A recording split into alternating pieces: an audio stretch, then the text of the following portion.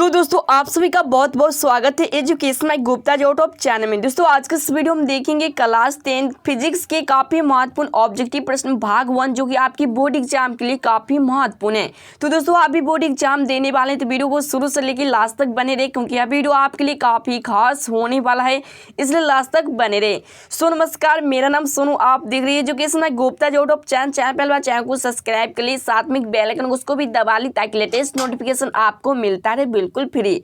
दोस्तों वीडियो को शुरू करने से पहले वीडियो को लाइक कर दी क्योंकि लाइक करने पे ऐसा नहीं लगता है, तो एक लाइक तो बनता है, तो एक लाइक कर दी और साथ ही अपने दोस्तों में, साथ ही फेसबुक ग्रुप और व्हाट्सएप ग्रुप में भी शेयर कर दी ताकि सब स्टूडेंट को पता चल क्या वो भी अच्छी तरह से तैयारी करके अच्छे से अच्छे अंक ला सके। दोस्तों इससे पहले का वीडियो आप नहीं देखे तो वीडियो के नीचे लिंक है या चाहे कि प्ले लिस्ट में आपको मिल जाएगा, वहां से देखिए सभी प्रश्नों को अच्छी तरह से याद कर ले। दोस्तों आपको बता दें इस वीडियो में जो भी प्रश्न है काफी महत्वपूर्ण प्रश्न है, अगर आप सभी प्रश्नों को ध्यान से सुनते हैं और कोशिश करके अच्छी तरह से याद कर लेते हैं तो हो सकता है आपके बोर्ड एग्जाम में 5 से 6 प्रश्न देखने को मिल सकता है। तो चलिए दोस्तों इस कमाल के वीडियो को शुरू करते हैं। सभी प्रश्नों को आप ध्यान से सुने और कोशिश करिए अच्छी तरह से याद कर सके। वीडियो थोड़ा सा लंबा हो सकता है, लेकिन अगर वीडियो को अंत तक बनते रहते हैं तो आपको काफी अच्छी तरह से यहाँ पे सीखने को मिलेगा और काफी आप बेहतर अंक ला सकते हैं। अगर 5 नंबर इसमें से आ गया बोर्ड एग्जाम में तो आप 5 अंक अच्छे ला सकते हैं। ठीक है, तो यहाँ पे देख सकते हैं प्रथम प्रश्न दिया है, अगर इसका आंसर पहले से मालूम है तो नीचे जाके कमेंट भी कर सकते हैं। तो यहाँ पे प्रथम प्रश्न दिया गया कि किस दर्पण में केवल आभासी प्रतिबिंब बनेगा, किस दर्पण में केवल आभासी प्रतिबिंब बनेगा। तो दोस्तों इसका राइट आंसर की हम बात करें तो इसका जो राइट आंसर है ऑप्शन नंबर डी, इसका राइट आंसर है समतल व उत्तल। तो दोस्तों आपको सिंपली याद है किस दर्पण में केवल आभासी प्रतिबिंब बनेगा, तो वह समतल व उत्तल दर्पण में केवल आभासी प्रतिबिंब बनेगा। तो एक का सही आंसर ऑप्शन नंबर डी इसका राइट आंसर है। अगले प्रश्न यहाँ पे देख सकते दोनों प्रश्न की समतल दर्पण में प्रतिबिंब की प्रकृति क्या होती है, समतल दर्पण में प्रतिबिंब की प्रकृति क्या होती है। जिसका राइट आंसर की हम बात कर ली, जिसका जो राइट आंसर है ऑप्शन नंबर डी इसका राइट आंसर आभासी तथा बराबर। तो दोस्तों आपको सिंपली याद रखिए कि समतल दर्पण में प्रतिबिंब की प्रकृति क्या होती है, तो आभासी तथा बराबर होती है। तो 2 का सही आंसर ऑप्शन नंबर डी इसका राइट आंसर है। अगले प्रश्न यहाँ पे देख सकते तीनों प्रश्न है जो कि काफी महत्वपूर्ण प्रश्न है कि गोलीय दर्पण के मध्य बिंदु को कहते हैं, गोलीय दर्पण के मध्य बिंदु को कहते हैं। तो दोस्तों इसका राइट आंसर की हम बात के लिए इसका जो राइट आंसर है ऑप्शन नंबर सी ध्रुव। तो दोस्तों आपको सिंपली याद कि गोलीय दर्पण के मध्य बिंदु को हम ध्रुव कहते हैं। तो 3 का सही आंसर ऑप्शन नंबर सी इसका राइट आंसर है। अगले प्रश्न यहाँ पे देख सकते हैं चारों प्रश्न की अवतल दर्पण की फोकस दूरी उसकी वक्रता त्रिज्या की होती है, अवतल दर्पण की फोकस दूरी उसकी वक्रता त्रिज्या की होती है। तो दोस्तों इसका राइट आंसर की हम बात कर ली तो इसका जो right answer option number A इसका राइट आंसर है आधी। तो दोस्तों ये भी प्रश्न काफी महत्वपूर्ण है, आपसे बोर्ड एग्जाम में पूछ दिया जा सकता है कि अवतल दर्पण की फोकस दूरी उसकी वक्रता त्रिज्या की कितनी होती है, तो आधी होती है। ठीक है, तो 4 का सही आंसर ऑप्शन नंबर ए इसका राइट आंसर है। दोस्तों आपको हम बता दें कि इस वीडियो को शेयर कर दें ताकि और भी छात्र जुड़ सके और अच्छी तरह से तैयारी कर सके। इससे पहले का वीडियो आप नहीं देखें तो आपके सामने एक आई बटन दिख रहा है, उस पर क्लिक करके और भी वीडियो देख सकते हैं। अगले प्रश्न यहाँ पे देख सकते हैं 5वां प्रश्न है जो कि काफी महत्वपूर्ण प्रश्न है, जो कि 2017 में पूछे गए कि प्रकाश तरंग उदाहरण, मतलब दोस्तों प्रकाश का तरंग का उदाहरण यहाँ पे क्या है। यहाँ पे 4 ऑप्शन आपको देखने को मिल जाता है। इसका राइट आंसर की हम बात कर ली तो इसका जो right answer option number B विद्युत चुम्बकीय तरंग का। तो दोस्तों सिंपली आपको याद कि प्रकाश तरंग का उदाहरण है विद्युत चुम्बकीय तरंग का। तो 5 का सही आंसर ऑप्शन नंबर 20 का राइट आंसर है। अगले प्रश्न यहाँ पे देख सकते हैं 6वें प्रश्न की उत्तल दर्पण द्वारा बना प्रतिबिंब होता है। दोस्तों यही प्रश्न काफी महत्वपूर्ण है कि उत्तल दर्पण द्वारा बना प्रतिबिंब होता है। अगर आप फिजिक्स के प्रथम चैप्टर पढ़े होंगे तो आपका जो कि आंसर होगा आपको पता ही होगा, क्योंकि उत्तल दर्पण द्वारा बना प्रतिबिंब कैसा होता है। जिसका राइट आंसर की हम बात कर ली जिसका जो राइट आंसर है ऑप्शन नंबर इसका राइट आंसर हमेशा सीधा। तो दोस्तों सिंपली आपको याद है कि उत्तल दर्पण द्वारा बना प्रतिबिंब होता है तो हमेशा सीधा होता है। 6 का सही आंसर ऑप्शन नंबर इसका राइट आंसर है। अगले प्रश्न यहाँ पे देख सकते हैं 7वां प्रश्न की किसी वस्तु का वास्तविक प्रतिबिंब मिल सकता है, किसी वस्तु का वास्तविक प्रतिबिंब मिल सकता है। जिसका राइट आंसर का हम बात कर ली जिसका जो right answer option number B अवतल दर्पण द्वारा। तो दोस्तों सिंपली आपको यह कि किसी वस्तु का वास्तविक प्रतिबिंब मिल सकता है तो वह अवतल दर्पण द्वारा मिल सकता है। तो 7 का सही आंसर ऑप्शन नंबर 20 का राइट आंसर है। अगले प्रश्न यहाँ पे देख सकते हैं 8वां प्रश्न है जो कि काफी महत्वपूर्ण प्रश्न है। ठीक है, यदि किसी दर्पण द्वारा बने प्रतिबिंब का आकार हमेशा वस्तु के आकार के बराबर हो तो दर्पण होगा।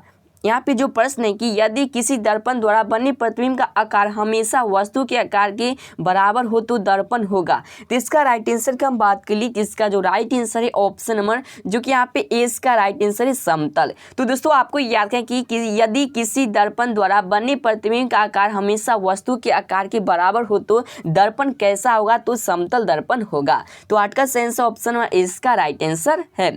अगले प्रश्न आप भी देख सकते हैं, 9 प्रश्न है जो कि काफी महत्वपूर्ण है, जो कि अगर आपको यह सूत्र याद रखता है तो आप जो कि 2 नंबर प्रश्न भी इसे हल कर सकते हैं। ठीक है, तो वे भी प्रश्न आपको जो कि अगर बात करें तो आप पढ़े होंगे, तो अगर भारतीय वर्मा अगर बुक आप पढ़े होंगे तो चैप्टर के बाद में अंत में देखे होंगे कि बहुत सारे जो कि प्रश्न होते हैं जो कि सॉल्व करके इस प्रकार जो कि यहाँ पे इस जो कि सूत्र है इस पे हल करके वहाँ पे बताया गया रहता है। ठीक है, तो आप वहाँ से भी देख सकते हैं किस प्रकार वह प्रश्न बन सकता है। आपको हम बता दें, यहाँ पे आप देख सकते हैं कि गोलीय दर्पण में फोकांतर एवं वक्ता त्रिज्या के बीच संबंध है। मतलब कि दोस्तों गोलीय दर्पण में फोकांतर एवं वक्ता त्रिज्या के बीच क्या संबंध है, तो इसका राइट आंसर की हम बात के लिए इसका जो राइट आंसर है ऑप्शन नंबर 6 का राइट आंसर है F बराबर R/2। तो दोस्तों आपको सिंपली याद है कि गोलीय दर्पण में फोकांतर एवं वक्ता त्रिज्या के बीच संबंध है, तो F बराबर R/2 होता है। ठीक है, तो आपको हम बात करें कि यहाँ पे आपसे एग्जाम में पूछ दिया जा सकता है कि इसका जो सूत्र क्या होगा, तो वह होगा F बराबर R/2। ठीक है, तो 9 का सेंस ऑप्शन में 6 का राइट आंसर है। अगले प्रश्न यहाँ पे देख सकते हैं, 10 नंबर प्रश्न है कि दाढ़ी बनाने में कौन सा दर्पण प्रयुक्त होता है। दोस्तों ये भी प्रश्न काफी महत्वपूर्ण है कि जो हम दाढ़ी बनाते हैं उसमें कौन सा दर्पण प्रयुक्त होता है, जिसका राइट आंसर हो जाएगा ऑप्शन नंबर जो कि यहाँ पे सी का राइट आंसर है अवतल दर्पण। तो हो सकता है आपको एग्जाम में आ सकता है कि दाढ़ी बनाने में कौन सा दर्पण का हम उपयोग करते हैं, तो अवतल दर्पण। यहाँ पे आप देख सकते हैं यह 2015 में पूछे गए, 2011 में पूछे गए। और आपको हम बता दें, हो सकता है तो 2 नंबर में आपको सब्जेक्टिव प्रश्न में भी पूछ सकता है कि जो कि अवतल दर्पण का उपयोग बताए और जो उत्तल दर्पण का उपयोग बताए। तो इसके बारे में आप 5 से 6 लिख दीजिएगा, तो आपको तो 2 नंबर 5 नंबर जो भी प्रश्न पूछे जाएंगे, हो सकता है तो 2 नंबर में पूछ दिया जाता है और 5 नंबर में भी पूछ दिया जाता है। तो आप जिस तरह से बनाते हैं आपको वहाँ पे अच्छा नंबर मिल जाएगा। ठीक है, अगले प्रश्न यहाँ पे देख सकते हैं, 11वें प्रश्न की एक गोलीय दर्पण की फोकस दूरी 12.5 सेंटीमीटर है, इसकी वक्ता त्रिज्या होगी। एक गोलीय दर्पण की फोकस दूरी कितना है, तो 12.5 सेंटीमीटर। ठीक है, और इसकी वक्ता त्रिज्या क्या करा है निकालने के लिए कितना होगा। ठीक है, जिसका हम राइट आंसर की बात करें, जिसका जो राइट आंसर है ऑप्शन नंबर डी का राइट आंसर है 25.0 सेंटीमीटर। ठीक है, तो यहाँ पे देख सकते हैं कि आपको पता होगा कि एक गोलीय दर्पण की फोकस दूरी कितना है 12.5 सेंटीमीटर, तो जो कि वक्ता त्रिज्या होता है वह दुगुना होता है। ठीक है, तो इसे आप दुगुना करिएगा तो कितना आंसर आ जाएगा, जो कि यहाँ पे 25.0 सेंटीमीटर इसका राइट आंसर हो जाएगा। ठीक है, आपको हम बता दें, अभी तक वीडियो को लाइक नहीं किया है तो वीडियो को लाइक कर दिए और साथ ही अपने दोस्तों में, साथ ही फेसबुक ग्रुप व्हाट्सएप ग्रुप में भी शेयर कर दे, ताकि सब स्टूडेंट के पता चल सके, वह भी अच्छी तरह से तैयारी करके अच्छे से अच्छे अंक ला सके। दोस्तों आपको हम बता दें, मैथ के कोई प्रश्न में डाउट है तो डाउटनेट ऐप डाउनलोड कर लीजिए, काफी बेहतर ऐप है जिसकी मदद से आप कोई प्रश्न को चुटकियों में हल कर सकते हैं। तो आज ही जाके डाउनलोड करें डाउटर ऐप। दोस्तों चैनल पे नए हो, चैनल को सब्सक्राइब कर लीजिए ताकि आपको लेटेस्ट सब्जेक्ट का वीडियो मिलता रहे बिल्कुल फ्री। दोस्तों आपको हम बता दें, आप जो भी वीडियो देखते हैं उसे शुरू से लेकर अंत तक बने रहे, तभी जाके आप कोई भी प्रश्न को अच्छी तरह से याद कर सकते हैं। ठीक है, और जो भी वीडियो देखते हैं उसे क्या करना है, आपको 5 से 6 दिन के बाद एक बार फिर से देख लेना है। इससे क्या हो जाएगा, रिवीजन हो जाएगा, रिपीट हो जाएगा। ठीक है, अगर मान लीजिए कोई भी शब्द को हम बार बार बोलते हैं, इससे क्या होता है कि वह शब्द हमें हमेशा के लिए याद ही हो जाता है। ठीक, उसी प्रकार अगर आप 5 से 6 दिन के बाद देखते हैं, जब तक आपका एग्जाम नहीं होता है तब तक, तो आप काफी बेहतर अंक ला सकते हैं। अगले प्रश्न आप देख सकते हैं, 12वां प्रश्न है जो कि काफी महत्वपूर्ण प्रश्न है कि किसी वस्तु का अवतल दर्पण द्वारा बना प्रतिबिंब आभासी सीधा तथा वस्तु से बड़ा पाया गया तो वस्तु की स्थिति कहाँ होनी चाहिए। मतलब दोस्तों कि किसी वस्तु का अवतल दर्पण द्वारा बना प्रतिबिंब आभासी सीधा तथा वस्तु से बड़ा पाया गया तो वस्तु की स्थिति कहाँ होनी चाहिए। तो इसका राइट आंसर की हम बात करें, तो इसका जो राइट आंसर ऑप्शन और डी का राइट आंसर है दर्पण के ध्रुव तथा मुख्य फोकस के बीच। तो एक बार फिर से यह प्रश्न को सुन लें कि किसी वस्तु का अवतल दर्पण द्वारा बना प्रतिबिंब आभासी सीधा तथा वस्तु से बड़ा पाया गया तो वस्तु की स्थिति कहाँ होनी चाहिए, तो दर्पण के ध्रुव तथा मुख्य फोकस के बीच होनी चाहिए। तो 12 का सही आंसर ऑप्शन और डी का राइट आंसर है। अगले प्रश्न यहाँ पे देख सकते 13वां प्रश्न है जो कि काफी महत्वपूर्ण प्रश्न है। हम तो गारंटी के साथ कर इसमें से 5 से 6 प्रश्न तो आपके बोर्ड एग्जाम में देखने को मिलेगा तो मिलेगा, ठीक है। तो आप यहाँ से अच्छी तरह से देख लें। यहाँ पे जो प्रश्न है कि हमारी आंखें तो देख सकती है वह वस्तु होती है, हमारी जो आंखें जो देख सकती है वह वस्तु इसमें से क्या है। जिसका राइट आंसर की हम बात कर ली, जिसका जो right answer option number C दीप्त या प्रदीप्त। तो दोस्तों हमारी आंखें तो देख सकती है वह वस्तु क्या है, दीप्त या प्रदीप्त। आपसे एग्जाम में पूछ दिया जा सकता है कि प्रदीप्त किसे कहते हैं और प्रदीप्त किसे कहते हैं। तो आपको तो पहले इसका आंसर पता होगा, नहीं पता है तो आप बुक में जाके विस्तार से पढ़ सकते हैं, ठीक है। तो 13 का जो सही आंसर ऑप्शन नंबर सी इसका राइट आंसर है। अगले प्रश्न आप देख सकते हैं 14वें प्रश्न की गोली दर्पण को फोकस दूरी उसकी वक्रता त्रिज्या की, मतलब दोस्तों गोली दर्पण को फोकस दूरी उसकी वक्रता त्रिज्या की कितनी होती है। तो आपको तो इसका आंसर पता ही होगा कि जो इसका right answer option number B आधी होती है। तो गोली दर्पण को फोकस दूरी उसकी वक्रता त्रिज्या की आधी होती है। तो 14 का सही आंसर ऑप्शन नंबर 20 का राइट आंसर है। अगले प्रश्न यहाँ पे देख सकते 15वां प्रश्न है जो कि काफी महत्वपूर्ण प्रश्न है। एक अवतल दर्पण की फोकस दूरी 10 सेंटीमीटर है तो उसकी वक्रता त्रिज्या होगी। मतलब दोस्तों यहाँ पे जो प्रश्न है कि पूछ रहा है कि एक अवतल दर्पण की फोकस दूरी 10 सेंटीमीटर है तो उसकी वक्रता त्रिज्या होगी।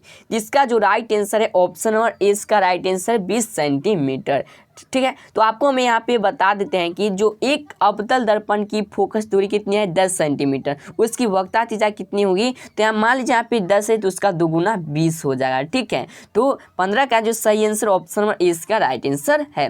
अगले प्रश्न यहाँ पे देख सकते हैं 16वें प्रश्न की एक गोलीय दर्पण द्वारा बनी प्रतिबिंब का आवर्धन ऋणात्मक हो तो प्राप्त प्रतिबिंब होगा। कैसा होगा। यहाँ पे ऑप्शन नंबर ए है उल्टा होगा, ऑप्शन नंबर बी है सीधा होगा, ऑप्शन नंबर सी है सीधा भी हो सकता है और उल्टा भी हो सकता है, और ऑप्शन नंबर डी है इनमें से सभी गलत है। तो इसका हम राइट आंसर की बात कर ली तो इसका जो right answer option number A इसका राइट आंसर उल्टा होगा। तो दोस्तों आपको सिंपली याद कि एक गोलीय दर्पण द्वारा बनी प्रतिबिंब का आवर्धन ऋणात्मक हो तो प्राप्त प्रतिबिंब कैसा होगा, तो उल्टा होगा, ठीक है। तो जो इसका राइट आंसर है जो कि यहाँ पे ऑप्शन नंबर ए इसका राइट आंसर उल्टा होगा। अगले प्रश्न यहाँ पे देख सकते हैं 17वां प्रश्न है जो कि काफी महत्वपूर्ण प्रश्न है कि 1678 ईस्वी में तरंग सिद्धांत का प्रतिपादन किया, मतलब कौन सा वैज्ञानिक ने किया था। 1678 ईस्वी में तरंग सिद्धांत का प्रतिपादन किसने किया। तो इसका राइट आंसर की हम बात कर ली तो इसका जो राइट आंसर ऑप्शन नंबर 20 का राइट आंसर है हाइगेन ने। तो दोस्तों आपको सिंपली याद है 1678 ईस्वी में तरंग सिद्धांत का प्रतिपादन किसने किया,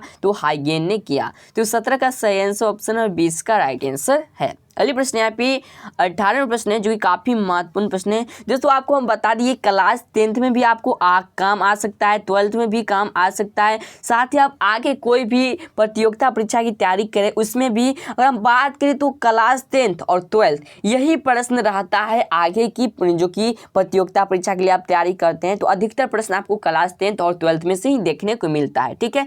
तो आप अगर अभी ही अच्छी तरह से याद कर लेते हैं, अच्छी तरह से समझ लेते हैं तो आगे चलकर आपको दिक्कत नहीं होगा, क्योंकि हम भी तैयारी कर रहे हैं प्रतियोगिता परीक्षा की। तो हमको जो क्लास 10th का देखने को ज़्यादा प्रश्न मिलता है, इसलिए हम आपको क्लास 10th के वीडियो ज़्यादा अधिकतर बना के देते हैं। उसके बाद 12th का भी देते हैं ताकि हम भी आपके साथ साथ आपका भी मदद हो जाए और हम भी आगे अच्छी तरह कुछ भी कर सके, ठीक है। अगले प्रश्न आप देख सकते 19वां प्रश्न है जो कि काफ़ी महत्वपूर्ण प्रश्न है कि सर्च लाइट का परावर्तक सतह होता है। सर्च लाइट का परावर्तक सतह होता है। तो दोस्तों इसका राइट आंसर की हम बात के लिए इसका जो राइट आंसर है ऑप्शन नंबर 20 का राइट आंसर अवतल। तो दोस्तों आपको सिंपली याद रखिए सर्च लाइट का परावर्तक सतह होता है तो अवतल का होता है, ठीक है। तो 19 का सही आंसर ऑप्शन नंबर 20 का राइट आंसर है।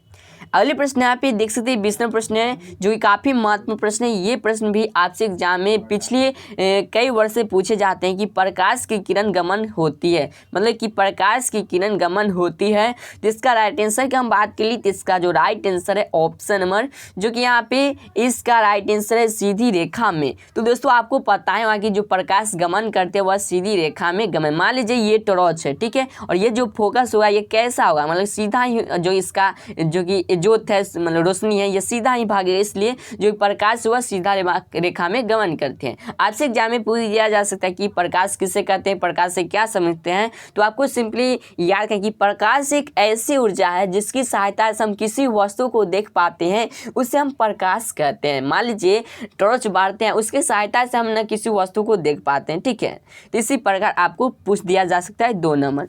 अगले प्रश्न यहाँ पे देख सकते हैं 21 नंबर प्रश्न की सोशल कुकर में व्यवहार किया जाता है। सोशल कुकर में जो सोलर कुकर में, ठीक है सॉरी यहाँ पे गलती बोला गया कि सोलर कुकर में जो कि व्यवहार किया जाता है, जो कि हाँ इसका राइट आंसर की हम बात कर ले तो इसका जो राइट आंसर है ऑप्शन नंबर ए, इसका राइट आंसर है अवतल दर्पण का। तो आपको सिंपली याद कि सोलर कुकर में व्यवहार किया जाता है तो अवतल दर्पण का व्यवहार किया जाता है। तो 21 का सही आंसर ऑप्शन नंबर ए इसका राइट आंसर है। दोस्तों आपको बता दें वीडियो थोड़ा सा लंबा हो सकता है, तो काफ़ी महत्वपूर्ण प्रश्न भी है, ज़्यादा प्रश्न आपको आप नहीं देखने को मिलेगा, सिर्फ 25 प्रश्न है इस वीडियो में, ठीक है। दोस्तों आपको बता दें मेरा एक सेकंड चैनल भी है जहां पे आपको ऑनलाइन से संबंधित वीडियो मिलता रहेगा, तो जाके उस चैनल को भी सब्सक्राइब कर ली ताकि उस चैनल से भी कुछ आप लाभ उठा सके। अगली प्रश्न यहाँ पे देख सकते हैं 22वें प्रश्न की आपतित प्रकाश का प्रतिकूल दिशा में मापी गई दूरियां होती है। मतलब इसका यह जो आपतित प्रकाश का प्रतिकूल दिशा में मापी गई दूरियां होती है, आपतित प्रकाश का प्रतिकूल दिशा में मापी गई दूरियां होती है। तो यहाँ पे जो इसका राइट आंसर हो जाएगा, तो मेरे अंदाज से इसका जो राइट आंसर हो जाए ऑप्शन नंबर डी हो जाएगा, क्योंकि आभासी ये प्रश्न का आंसर हमको सही से नहीं पता है, लेकिन फिर भी मेरे अंदाज से लगता है कि इसका जो राइट आंसर हो जाएगा वह आभासी हो जाएगा, क्योंकि जो कि आपतित प्रकाश का प्रतिकूल दिशा में मापी गई दूरियां होती है तो वह आभासी होती है, ठीक है। तो 22 का सही आंसर ऑप्शन नंबर डी इसका राइट आंसर है। अगले प्रश्न यहाँ पे देख सकते हैं 23वें प्रश्न की एक दर्पण से किसी भी दूरी पर रखो एक वस्तु का सीधा प्रतिबिंब ही प्राप्त होता है, वह दर्पण है। मतलब दोस्तों एक दर्पण से किसी भी दूरी पर रखो एक वस्तु का सीधा प्रतिबिंब ही प्राप्त होता है, वह दर्पण है। इसका राइट आंसर की हम बात करिए तो इसका जो right answer option number D समतल तथा उत्तल। तो दोस्तों समतल तथा उत्तल दर्पण होता है कि एक मतलब कि किसी भी दूरी पर रखो एक वस्तु का सीधा प्रतिबिंब ही प्राप्त होता है, ठीक है। तो 23 का सही आंसर ऑप्शन नंबर डी का राइट आंसर है। अगले प्रश्न यहाँ पे देख सकते 24वां प्रश्न है कि काल्पनिक प्रतिबिंब हमेशा, मतलब दोस्तों काल्पनिक प्रतिबिंब हमेशा कैसा होता है, सीधा होता है, उल्टा होता है या तिरछा होता है या और किसी भी प्रकार का होता है। तो इसका राइट आंसर की हम बात कर ली तो इसका जो राइट आंसर ऑप्शन है इसका है सीधा होता है। तो काल्पनिक प्रतिबिंब हमेशा सीधा होता है। तो 24 का सही आंसर ऑप्शन है इसका राइट आंसर है। अगले प्रश्न यहाँ पे 25वें प्रश्न की किसी वस्तु का आवर्धित काल्पनिक प्रतिबिंब बनता है, किसी वस्तु का आवर्धित काल्पनिक प्रतिबिंब बनता है। तो इसका राइट आंसर की हम बात कर ली तो इसका जो राइट आंसर ऑप्शन नंबर इसका राइट आंसर है अवतल दर्पण से। तो दोस्तों आपको सिंपली याद कि किसी वस्तु का आवर्धित काल्पनिक प्रतिबिंब बनता है तो अवतल दर्पण से बनता है। तो 25 का सही आंसर ऑप्शन नंबर इसका राइट आंसर है। तो दोस्तों आपको हम बता दें इस वीडियो में भौतिकी के कुल यहाँ पे 25 ऑब्जेक्टिव प्रश्न थे, जो कि पहले से आपको कितने प्रश्न याद थे नीचे जाके कमेंट करें। अगर आपको वीडियो पसंद आया तो वीडियो को लाइक करना नहीं भूले, क्योंकि आपके लिए हम काफ़ी मेहनत करके वीडियो बनाए, तो एक लाइक तो बनता है, तो एक लाइक कर दे और साथ ही अपने दोस्तों में साथ ही फेसबुक ग्रुप व्हाट्सएप ग्रुप में भी शेयर कर दे ताकि सब स्टूडेंट को पता चल सके और भी अच्छी तरह से तैयारी करके अच्छे से अच्छे अंक ला सके। इससे पहले का वीडियो आप नहीं देखें तो बहुत सारे वीडियो अपलोड हो चुका है, जो कि चैनल के प्ले लिस्ट में आपको मिल जाएगा, तो वहाँ से देखिए सभी प्रश्न को अच्छी तरह से याद कर ले। दोस्तों आपको हम बता दें ये सब जो प्रश्न है आपको आगे की भी एग्जाम के लिए काफ़ी बेहतर है। अगर आप क्लास 10th में अच्छी तरह से समझ लेते हैं तो आप आगे भी कोई भी प्रतियोगिता एग्जाम निकाल सकते हैं, प्रतियोगिता परीक्षा को हल कर सकते हैं, क्योंकि अब जो एग्जाम हो रहा है वह काफ़ी अधिकतर 50% ऑब्जेक्टिव प्रश्न ही रहता है। तो इसलिए आप ऑब्जेक्टिव प्रश्न पे ज़्यादा ध्यान दें। बच गया सब्जेक्टिव प्रश्न तो सब्जेक्टिव प्रश्न को आप समझें, ठीक है। अगर समझ गए तो आप अपने शब्द में उत्तर भी दे सकते हैं, अपने जो शब्द होता है, क्योंकि एग्जाम में वहाँ जो पेपर होता है उसमें लिखा रहता है कि कृपया अपने शब्द में भी उत्तर दे, तो इस प्रकार आप दे सकते हैं। दोस्तों चैनल पे नए हो चैनल को सब्सक्राइब कर लीजिए ताकि लेटेस्ट नोटिफिकेशन आपको मिलता रहे बिल्कुल फ्री। तो चलिए दोस्तों फिर किसी और वीडियो के साथ, जय हिंद, आप सबका दिन शुभ हो।